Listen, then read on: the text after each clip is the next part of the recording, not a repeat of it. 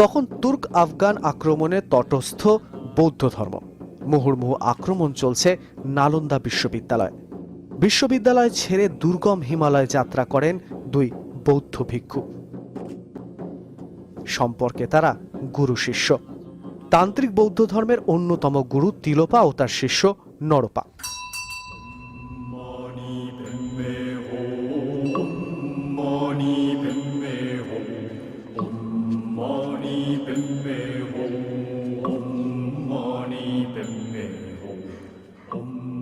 এই হেমিসে এসে বহুদিন সময় কাটান তারা।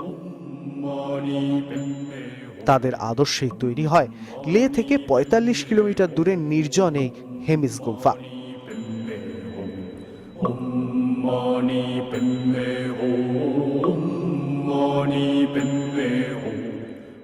ঠিক কবে তৈরি হয়েছিল এই হেমিস গুম্ফা সেই কথা জানা নেই কারোর। তবে ১১ শতকেরও আগে এক টুকরো ইতিহাস পাওয়া যায়।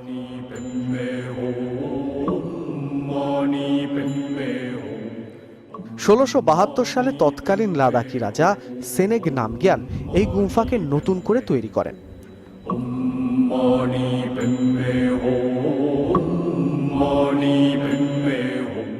পরবর্তী ইতিহাস লিপিবদ্ধ।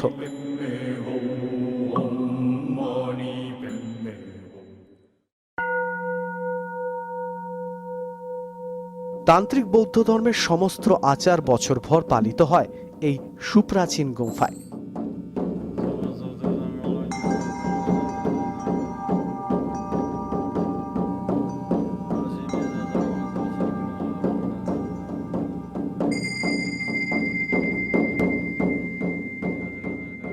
কিন্তু অন্যান্য গুম্ফার মতো আলংকারিকভাবে নয়, নির্জনতাই এই গুম্ফার সব থেকে বড় সম্পদ।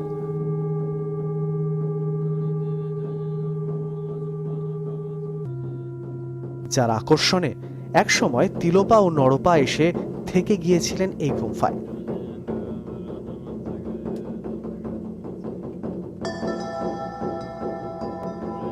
ত্যাগ ও শান্তির সেই বাণী এখনো বয়ে নিয়ে চলেছে হেমিস।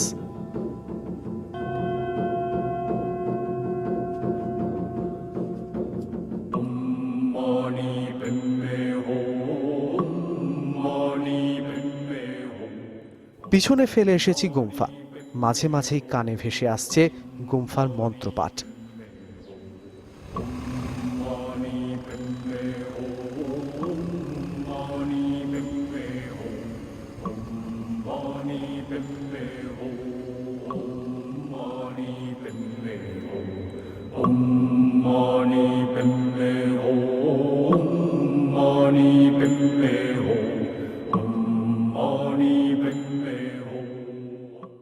এই মুহূর্তে আমরা দাঁড়িয়ে আছি খারদুংলা টপে, পৃথিবীর সব থেকে উঁচু মোটরেবল রোড, 18,380 ফিট। যদিও খুব বেশি ঠান্ডা নেই, দুটো কারণ হতে পারে, একটা হয়তো উষ্ণায়নের কারণ, আর তাছাড়া এই সময় বরফ একেবারে গলে যায়। রোদও আছে বেশ ভালো, চড়া রোদ, যেই কারণে খুব ঠান্ডা লাগছে না, যদিও সারাক্ষণই একটা হাওয়া দিচ্ছে, হাওয়াটাতে একটা ঠান্ডা আছে। এসে শুধু বাইক নয়, প্রচুর গাড়ি আসছে, প্রচুর সাধারণ মানুষ আসছেন, তারা অসম্ভব এনজয় করছেন এই জায়গাটাকে। কিন্তু খারদুংলা টপ কিন্তু এনজয় করবার জন্য তৈরি হয়নি।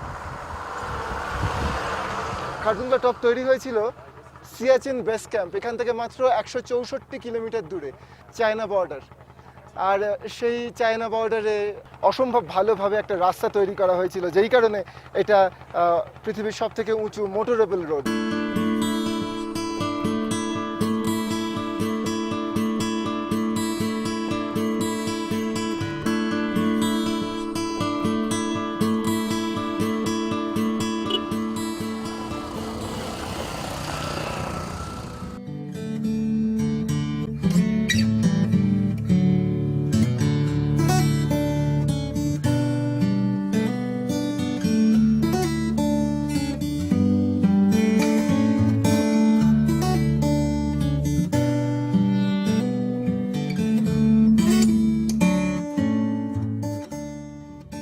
ধীরে ধীরে অবসন্ন হয়ে আসছে শরীর, শ্বাস নিতে কষ্ট হচ্ছে, ইচ্ছে না করলেও নামতে হবে এবার। সেনার ক্যাফেটেরিয়াকে বিদায় জানিয়ে শুরু হলো উতরাই পথ।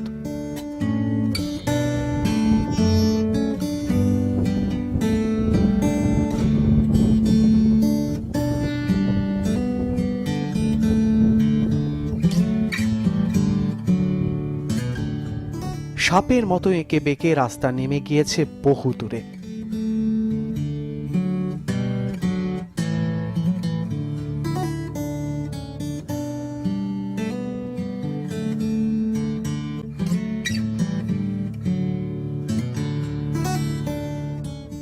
আমরা ভাগ্যবান, তাই ঝকঝকে আবহাওয়া পেয়েছি। খারদুংলায় থাকতে পেরেছি এত সময়। সাধারণত দুপুর 2টোর পর থেকে মেঘ জমতে শুরু করে পাসের মাথায়। শুরু হয় বরফ বৃষ্টি, কষ্ট বাড়ে।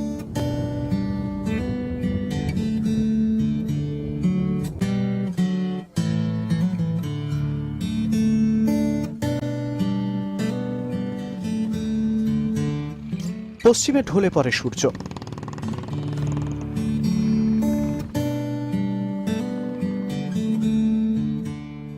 ওপর থেকে সোনার চাদরে ঢাকা মনে হচ্ছে লে শহর। সার্থক আমাদের খারদুংলা এক্সপিডিশন।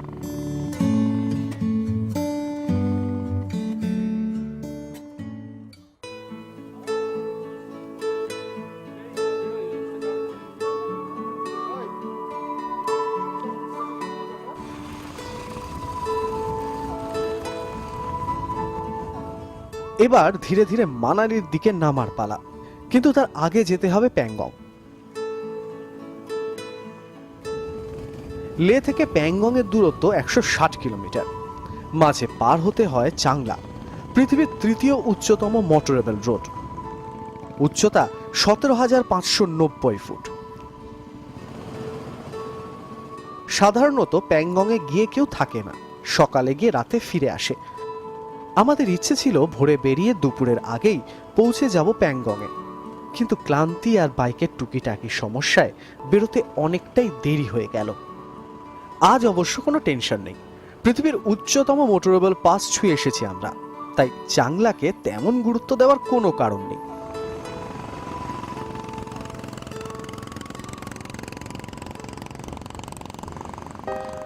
উঠে এসেছি অনেকটা পথ, হঠাৎই পিচের রাস্তা শেষ হয়ে শুরু হলো ভাঙা রাস্তা। মাঝে মাঝেই পথ আটকে তুমুল গতিতে ছুটে চলেছে পাহাড়ি ছোড়া।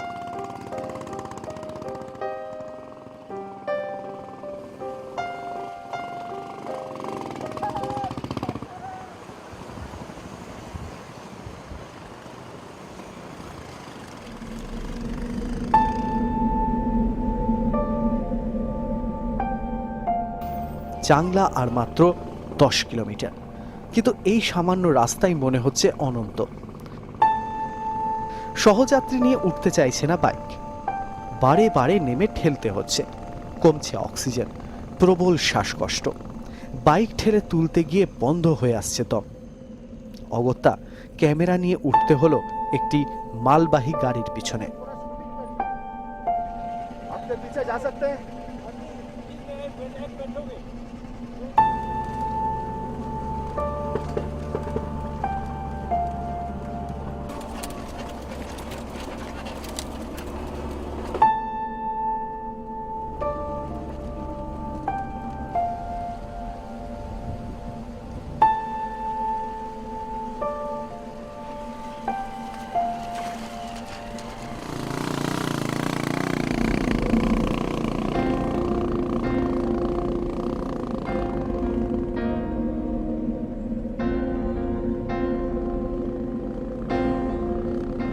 কিছু ভালো লাগছে না। কনকনে ঠান্ডা হাওয়া বইছে 40 থেকে 50 কিলোমিটার বেগে। ঘড়ির কাঁটা পৌঁছে গিয়েছে রাত 9:30টায়। আমরা পৌঁছেছি চাংলা পাসে।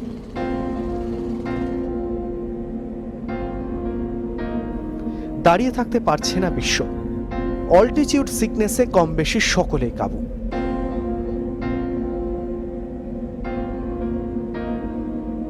প্রবল অন্ধকারে দেবদূতের মতো হাজির হলেন জলপাই রঙের পোশাক পরা এক সেনা জওয়ান, এন কৃষ্ণা, চাংলা সেনা মেডিকেল অফিসার। দ্রুত আমাদের তিনি নিয়ে গেলেন গরম মেডিকেল রুমে। শুরু হলো চিকিৎসা। আধ ঘন্টাতেই সুস্থ সকলে। বিশ্ব অবশ্য একেবারে ফিট নয়, তবে বাইক চালাতে পারবে। मूवमेंट में दर्द है या जस्ट पेन हो रहा है? मूवमेंट में तो दर्द हो जा रहा है हाँ, और क्रैम्प जैसा लग रहा है पूरा। क्रैम्प्स हो रहे हैं। आपने पानी कम पिया होगा? पानी कम पिया है? जैसे कि आपको हेडेक और ये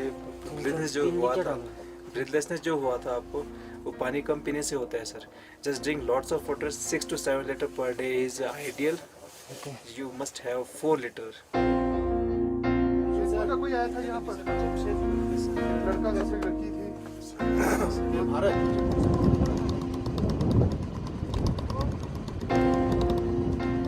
অন্ধকার ভেদ করে শুরু হলো প্যাংগংয়ের রাস্তায় যাত্রা। কত দূর পৌঁছবো জানি না।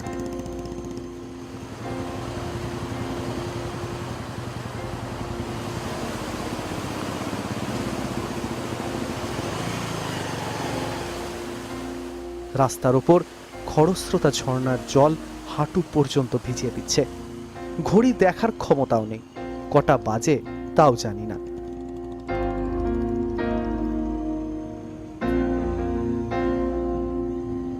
পৌঁছলাম জনমানবহীন এক গ্রামে, তাংসে।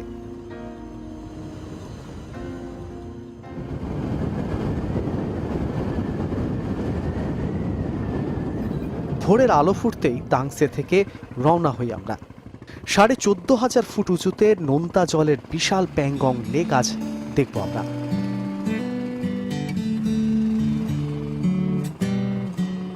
প্যাংগংয়ের রাস্তা যেন এক অন্য ভুবন।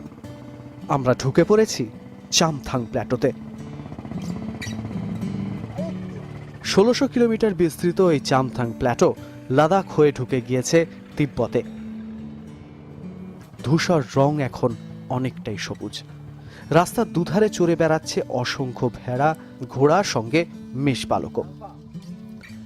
এই মেষপালকরাই হলেন নোম্যাডিক ট্রাইবস, স্থানীয় ভাষায় চাংপা।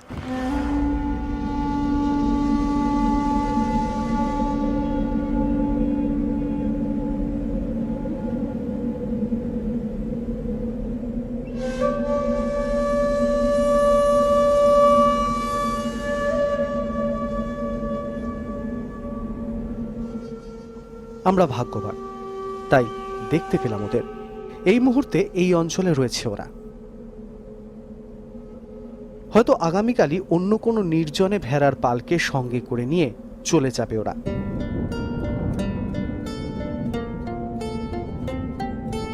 হঠাৎই এক বাঁকে চোখে পড়ল বোট। পাহাড়ের ফাঁক দিয়ে দেখা যাচ্ছে গাঢ় নীল রং। মাত্র একটুখানি, তবু চোখ সরছে না। এই সেই পৃথিবী বিখ্যাত প্যাংগং লেক।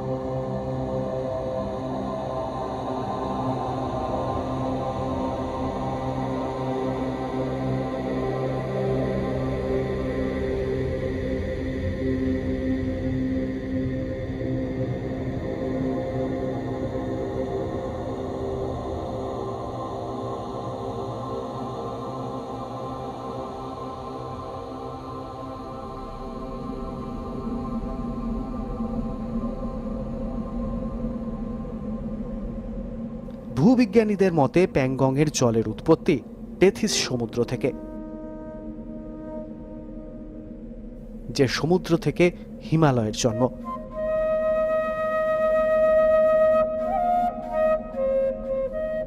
সেই কারণেই সামুদ্রিক জলের নোনতা স্বাদ রয়ে গিয়েছে 35 কিলোমিটার বিস্তৃত বিশাল এই সরোবরে।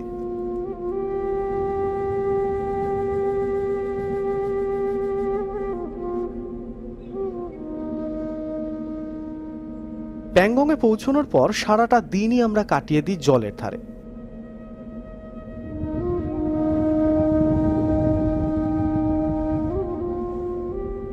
চলতে থাকে আড্ডা।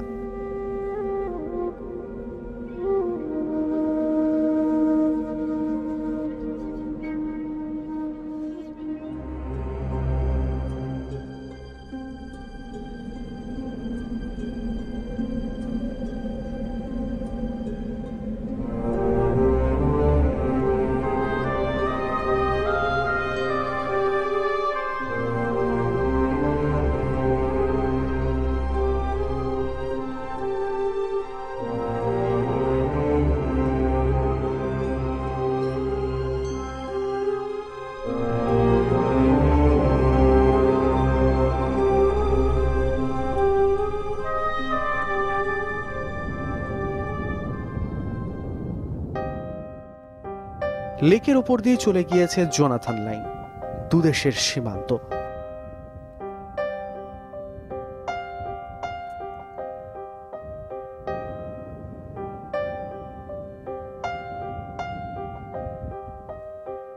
তবে বিভিন্ন সময় বদলাতে থাকে সীমান্ত।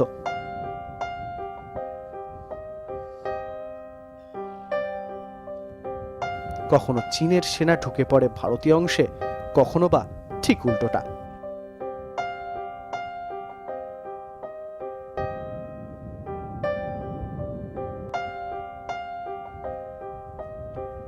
তবে প্যাংগং কোনো সীমানা মানে না, বয়ে চলে নিজের খেয়ালে।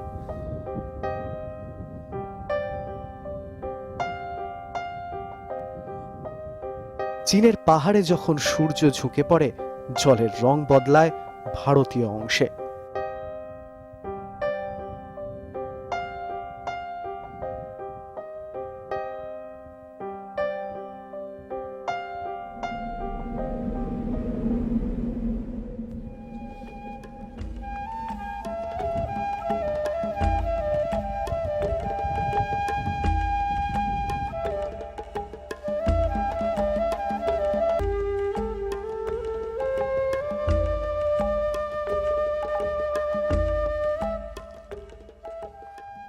ঘুম ভাঙল ভোরের আলো গায়ে মেখে। 5টাও বাজেনি তখন। ঘুম ভাঙছে পাহাড়ে, জেগেছে প্যাংগং।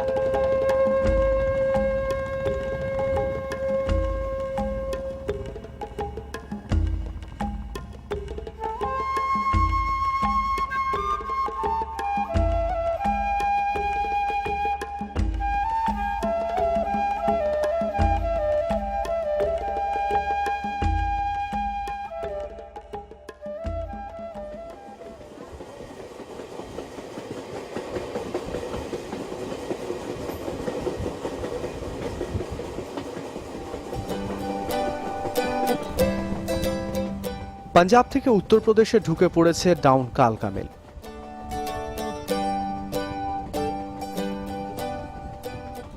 এক মাস পর ফিরছি চেনা কলকাতায়। চাকরি ছেড়ে লাদাখে এসেছিল কৃষ্ণেন্দু। নতুন চাকরিতে জয়েন করতে হবে। এদিকে চাকরি ছাড়ার হুমকি দিয়ে এসেছিল তীর্থেন্দু। মনে হচ্ছে এই যাত্রায় চাকরিটা বেঁচে যাবে। বিশ্বর পুলিশে যোগ দেওয়ার কথা, ফিরেই ফিজিক্যাল টেস্ট। শান্তনুর ব্যবসা, কর্মচারীরা ধরেই নিয়েছে ব্যবসা বোধহয় উঠেই গিয়েছে।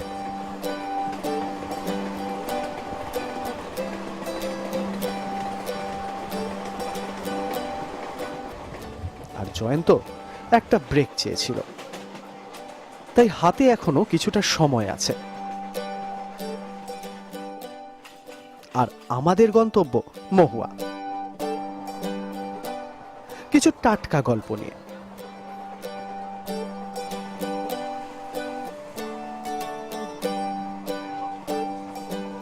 জুলে।